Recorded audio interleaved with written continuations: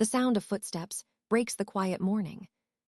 Lynn appears in the doorway, hair still damp from the shower. She carries the scent of fresh rain and coffee. "Morning, Mom," she says, placing her phone on the counter. Lan forces a smile that doesn't reach her eyes. "Morning, sweetheart." Lynn glances at the invitation, lying open on the table. Her brows knit together, confusion flickering across her face. They chose the same date again. Lan nods slowly. "Yes, the 15th. Lynn's lips part, disbelief creeping into her voice. "Don't they ever notice? It's your birthday, Mom." Lan exhales, a bitter laugh escaping before she can stop it. "They notice, they just pretend not to." The words hang between them like smoke. Lynn shifts uncomfortably, searching her mother's face. "That's not fair." Lan shrugs, the gesture small, practiced, and weary. "Fairness isn't a language spoken in our family." The clock ticks louder than it should. Lynn pulls out a chair and sits beside her. "Let's do something different this year," she says softly. Lan's eyes drift toward the window where sunlight cuts through dust. "Different." The word feels foreign on her tongue. "Like what?" Lynn smiles, hopeful. "Lunch at the little Italian cafe. Just us, no speeches." Lan wants to say yes, but the old instinct to please claws at her chest. "Your grandmother will expect me to help with the event." Lynn frowns. "Why do you always have to?" Lan looks down at her hands, thin lines of age crossing her skin. "Because it's easier to disappear than to fight." Lynn studies her in silence. Then she reaches out and touches her mother's arm. "I don't want you to disappear." The simple sentence cracks something open inside Lan. She stands abruptly and walks to the cabinet. From the bottom drawer, she pulls out a faded album. The edges are frayed, corners curling like old wounds. Lynn watches as Lan places it on the table. "What's that?" "Proof," Lan whispers. She opens the cover. Inside, photos stare back in sepia tones. Family dinners, anniversaries, award nights. In every frame, Lan is there but barely visible. Half a smile, half a shadow. "See this," Lan points to a picture. "My college graduation. They left early for my brother's game." Lynn shakes her head in disbelief. "Mom." Lan flips to another page. "Here, my wedding day. Dad toasted their love story instead of mine." The silence grows heavy, pulsing with truth. Lynn's eyes glisten. "They erased you." Lan closes the album gently. "They train me to erase myself." The clock ticks again, sharp and relentless. Outside, the world moves on. Inside, something begins to shift. Lynn takes a deep breath. "Maybe it's time you tell your story." Lan glances at the laptop on the counter. Its screen glows softly, the document open, waiting. Her unfinished manuscript waits for courage to return. She sits down, fingers hovering over the keys. "Maybe," she says quietly. Her reflection on the screen stares back, uncertain but alive. For the first time in years, the silence feels like possibility. The attic smells of dust and forgotten summers. Lynn climbs the narrow steps first, flashlight in hand. Lan follows slowly, her heart pounding with each creak. Boxes tower like ghosts from another life. "Which one should we start with?" Lynn asks softly. Lan scans the labels written in her mother's neat handwriting. "Try the one marked Family Records." Lynn kneels and opens the lid. Inside, folders are stacked by year, precise and perfect. Lan's hands tremble as she pulls out a folder labeled 2001. Birthday cards, unopened, their envelopes yellowed with time. She stares at them, unable to breathe. "Mom, these are yours," Lynn whispers. Lan nods slowly, eyes glistening. "They were never given to me." She opens one carefully. Her grandmother's handwriting spills across the page. "Happy birthday, my sweet Lan. We love you." Lan's voice cracks. "I thought she stopped writing after she got sick." Lynn reaches for another folder. It's heavier, filled with letters and old invitations. She pulls out one sealed with gold wax. An award ceremony invitation, addressed to Lan. The seal broken, then reattached. I was nominated that year, Lan murmurs. They said the letter never arrived. Lynn looks at her mother, realization dawning. They kept it from you. Lan exhales shakily. All of it, every reminder that I mattered. They move from box to box, year to year. Pieces of a stolen life emerge like buried treasure. Photos, letters, forgotten dreams. Lynn's hands tighten around a faded diary. She opens to a page scrawled in childish handwriting. Today is my birthday. Mom forgot again. Lan closes her eyes, the memory sharp as glass. A little girl waiting by the window, cake untouched. A woman learning that silence is safer than asking. This wasn't forgetfulness, Lynn says quietly. This was deliberate. Lan nods, voice low. They built a world where I didn't exist. Lynn sits beside her on the floor. Then we'll rebuild one where you do. The words land gently, like a promise. Lan looks at her daughter, seeing strength where her own once broke. She pulls out her phone and opens her email. The blank message blinks back, waiting. Her fingers hesitate, then move. To the Min family. The cursor flashes as she types. I will not be writing the anniversary speech this year. She pauses, breath trembling. I will not attend the celebration either. Lynn watches in silence, her eyes bright with pride. Lan adds one final line. It's time for me to stop disappearing. Her finger hovers, then presses send. The whoosh of the email sounds like release. Lan sets the phone down, her shoulders lifting with the weight gone. Lynn reaches over, squeezing her hand. You did it. Lan exhales, a fragile smile forming. For once, I chose myself. The attic light flickers, catching the edge of the open box. 1,000 forgotten memories, finally seen. And somewhere deep inside, a new story begins to breathe. The doorbell rings before noon. Lan already knows who it is. She smooths her dress, steadying her breath. When she opens the door, her brother TU letter 1EA5N stands there, jaw tight. Behind him, her sister Vi scrolls on her phone, avoiding eye contact. You didn't have to make it public, TU letter 1EA5N says sharply. Lan crosses her arms. Make what public? The email, Vi cuts in. Mom's been crying all morning. Lan's voice stays calm. I told the truth, that's all. TU letter 1EA5N steps closer, frustration rising in his tone. You've done the speech for 20 years. Why rebel now? Lan meets his gaze. Because I'm tired of vanishing. Vi sighs loudly, like she's heard it all before. This isn't about you, Lan. It's about family. Lan's laugh is soft, bitter. Exactly. A family where I've never belonged. TU letter 1EA5N shakes his head, packing. Mom's reputation is on the line. The governor's wife will be there.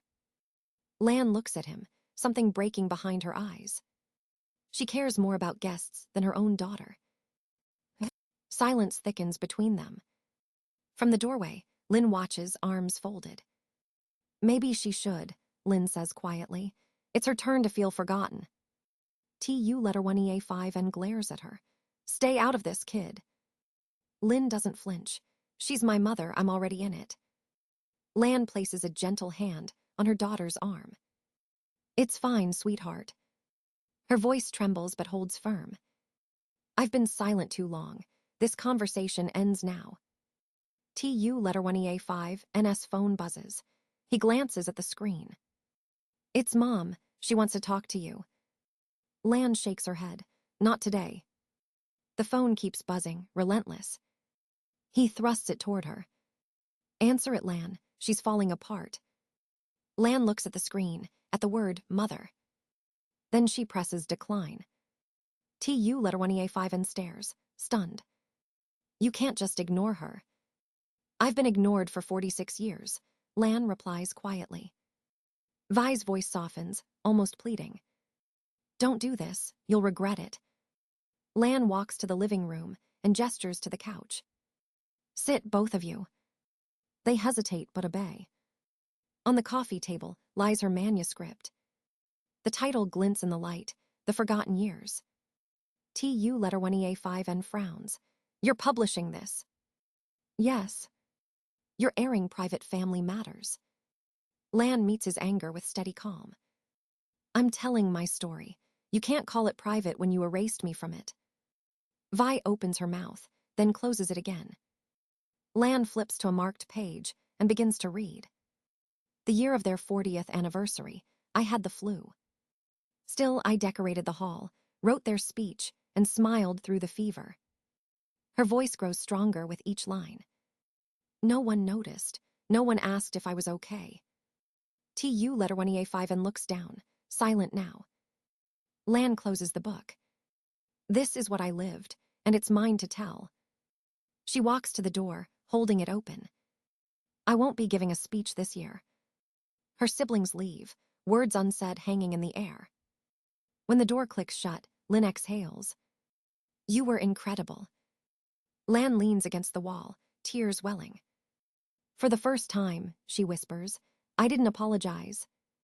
Outside, wind stirs the trees. Inside, the silence feels like freedom.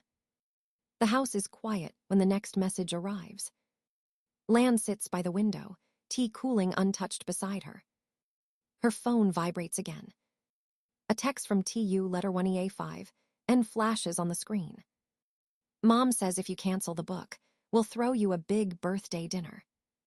Lan exhales, the smallest of laughs escaping. A birthday bought with silence. She types back slowly. Tell Mom no, I'm done trading truth for attention. Another ping follows almost instantly. Vi this time. Please, don't embarrass the family. Just come to the celebration. Lan stares at the words, heavy and predictable. Her fingers move again. I've been embarrassing myself by pretending everything was fine. She presses send and sets the phone down. The screen lights up once more, her mother's name appearing. She lets it ring. The sound echoes through the house like a memory refusing to fade.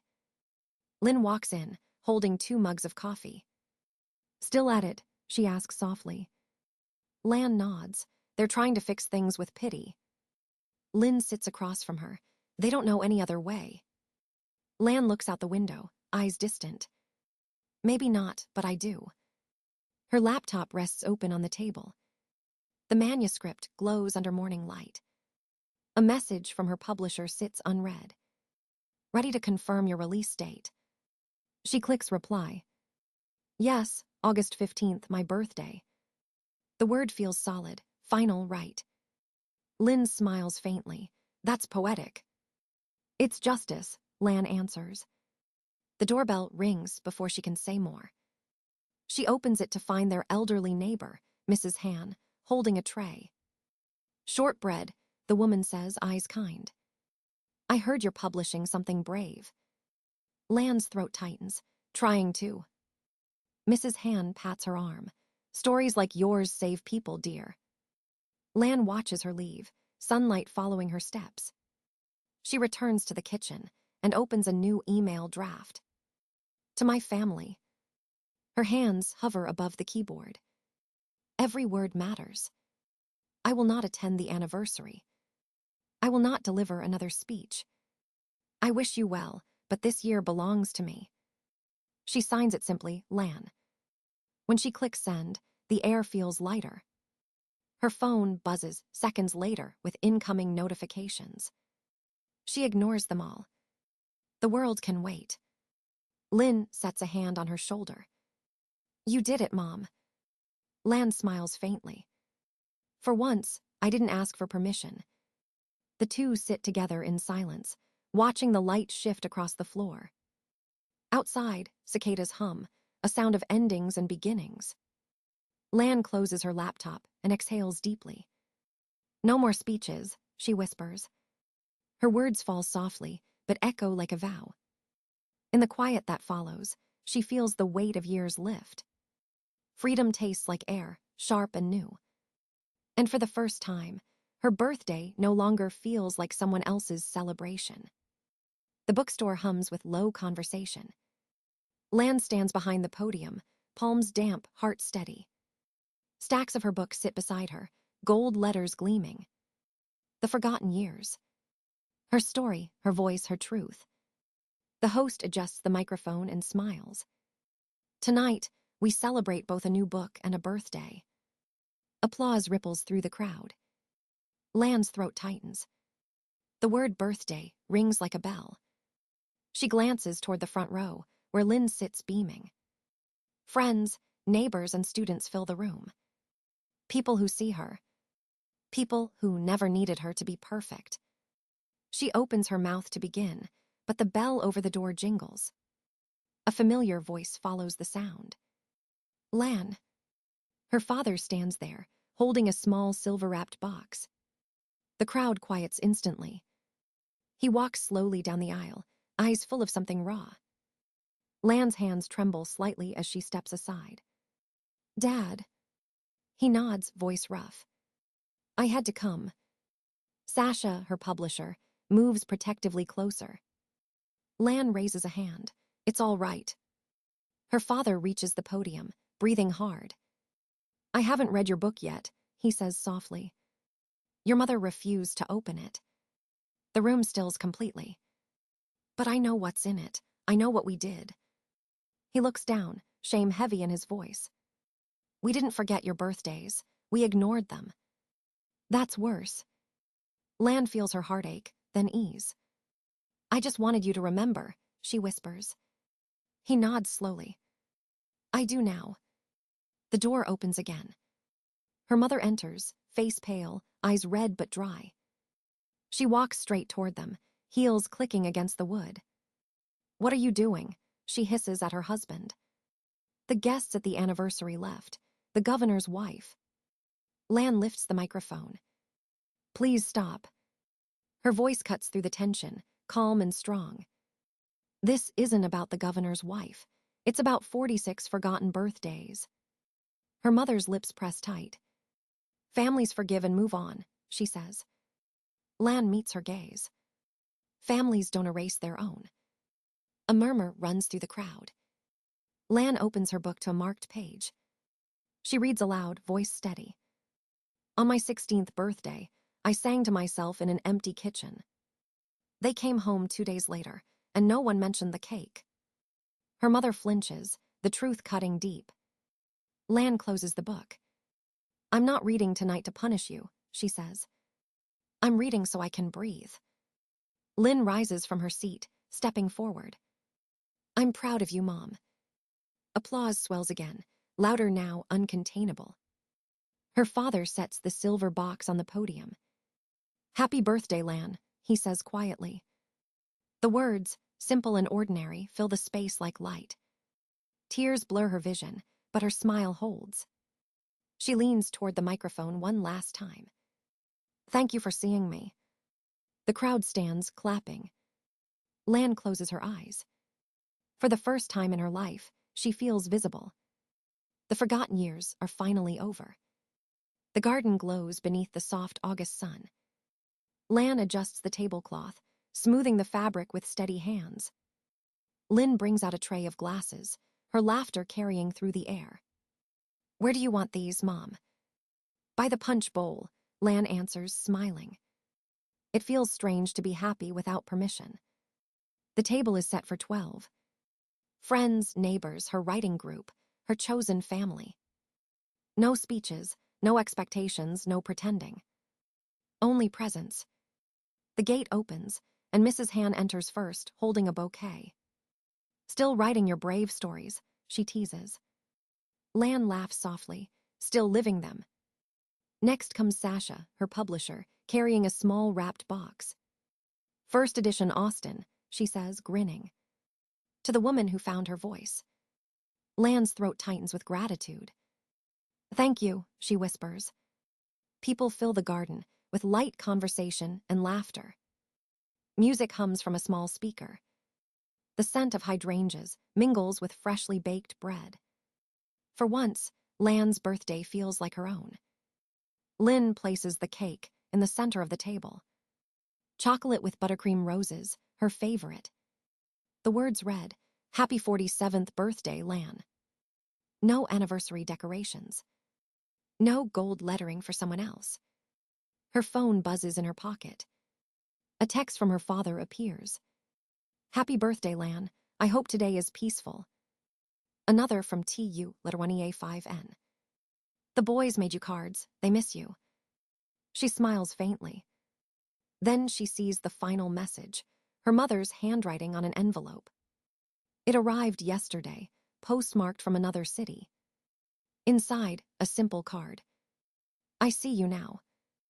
Lan places it on the mantel inside, beside her favorite book. Neither enshrined nor hidden. Just there.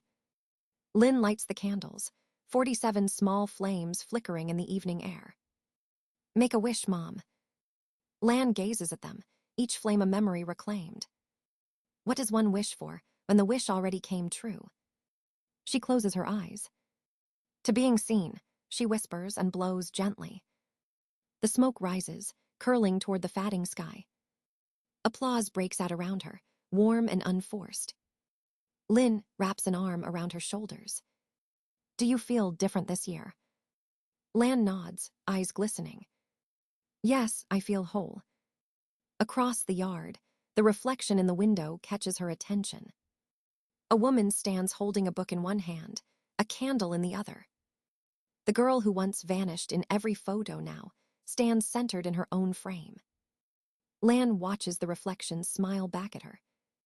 The guests raise their glasses. "To Lan," someone calls. "To finding your voice." She lifts her glass, her laughter ringing like wind chimes. "I was never lost," she says softly. "I was just waiting to be found." The night settles around her, calm and certain. For the first time in 47 years, she feels complete. No longer forgotten. No longer silent. Finally, home within herself. The guests have gone, leaving soft laughter in the air. Lan stands alone beneath the string lights, holding her book. The cover gleams faintly, silver letters catching the night. She traces the title with her fingertip, steady and calm. The Forgotten Years. Not forgot anymore. From the window, her reflection watches quietly. A woman no longer hiding behind duty or silence. A voice finally her own. She closes the book and exhales. The garden hums with distant crickets, gentle and alive. Lynn's laughter drifts from the kitchen, bright as morning. Lan smiles, feeling the world settle into peace. For so long she lived unseen, waiting for acknowledgement. Now she understands something deeper. Being seen begins with seeing yourself. She walks toward the door, barefoot on cool grass. Inside, the last candle flickers beside the card that reads, "I see you now." Lan whispers back, "I see me too." Her words linger in the stillness, soft and sure. She turns off the light, the house wrapped in quiet. No more missing years. No more invisibility. Only her own reflection, complete at last.